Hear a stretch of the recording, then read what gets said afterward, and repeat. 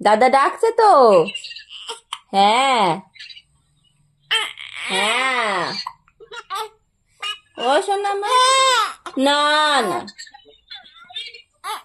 এদিকে মুখ ঘোরা, একটু মুখ ঘোরা। ঘোরাচ্ছ না, তুমি আকাশ পাতাল দেখবা। হ্যাঁ। ও আচ্ছা, দেখো দেখো দেখো। হ্যাঁ হ্যাঁ। কি দেখবো মা? হ্যাঁ হ্যাঁ। আরে বাবা,